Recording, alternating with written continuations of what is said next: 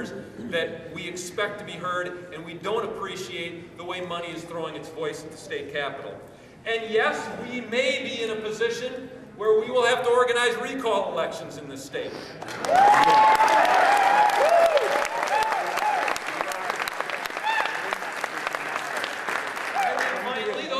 Dane County have got an April election coming up. There's a Supreme Court justice that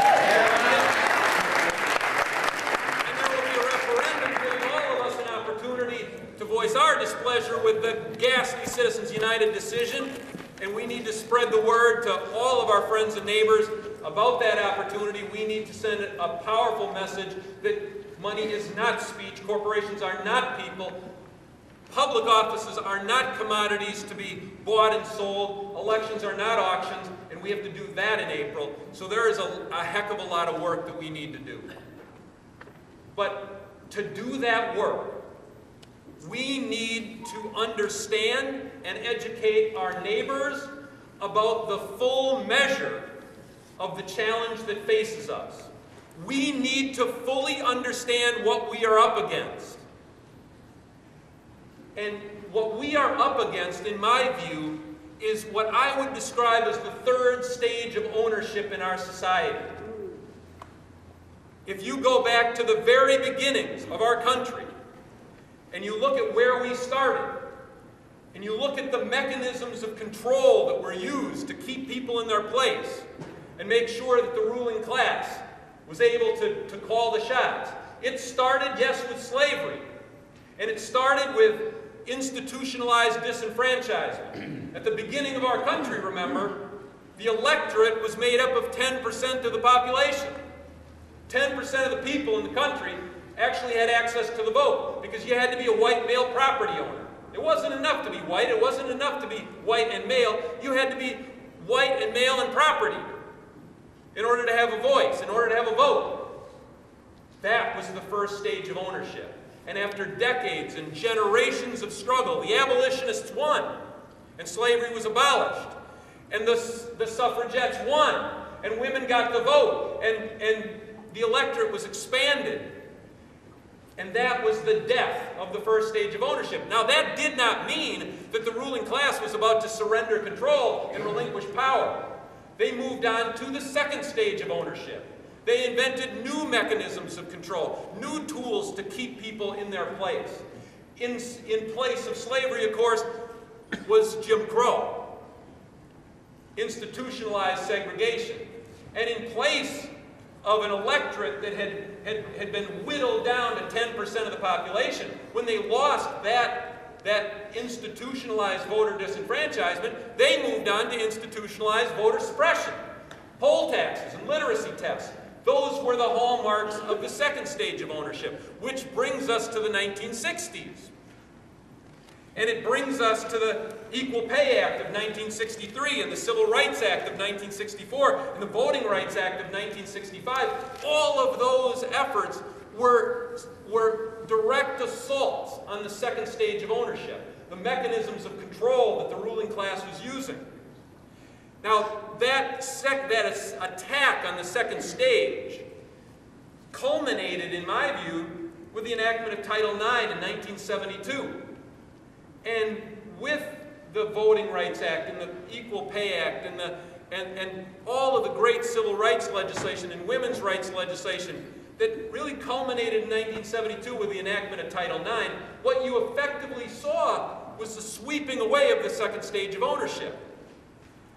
But that does not mean that the ruling class had any intention of relinquishing power and surrendering control. And what they have done is moved on to a third stage of ownership. And it is not a coincidence that it was in 1976, right on the heels of all of this major civil rights and women's rights legislation, it was in 1976 that the U.S. Supreme Court ruled in a case called Buckley versus Vallejo that money is speech.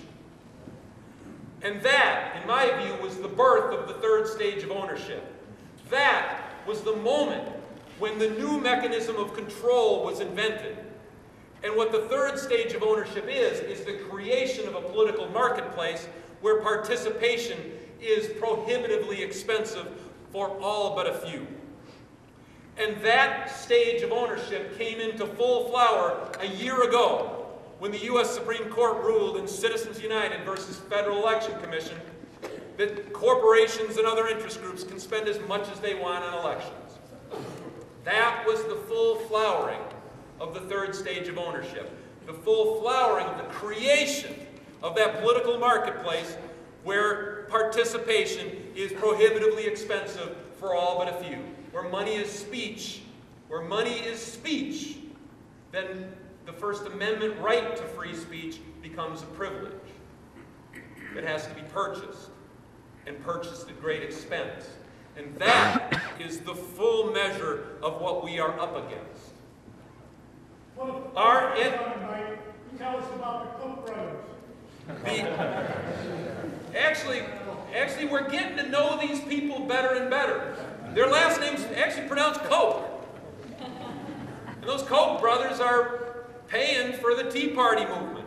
And they are bankrolling groups like Americans for Prosperity. And when there was finally a public hearing held at the state capitol, people lined up and waited for hours to get into that public hearing. And people bussed in by Americans for Prosperity and Club for Growth were ushered in a back door, and there were reserved seats at the hearing waiting for them.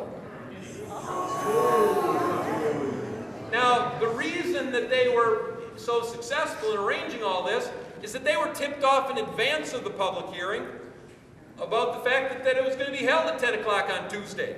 And we couldn't find anything on the legislature's website about any public hearing. There was no public notice. There was no word out there that people were going to be given an opportunity to sound off about this union-busting bill.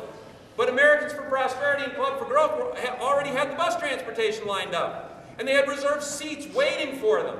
And people were waiting for hours to get in that hearing room, and they were ushered in a special back door and given their privileged place.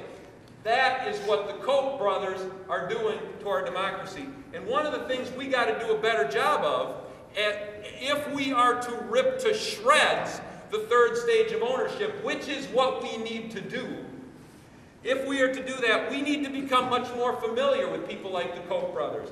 We need to know people like Edward Liddy, Herbert Allison, John Koskinen, Frederick Henderson, Kenneth Lewis. Any idea who these people are? They're the CEOs of the very companies who drove our economy off a cliff, who ran our country into a ditch.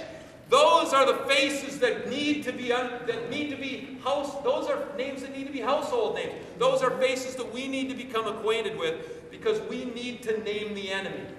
Could you repeat the names?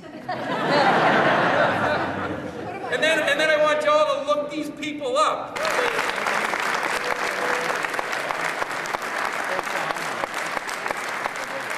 Thank you very much. This is what democracy looks like.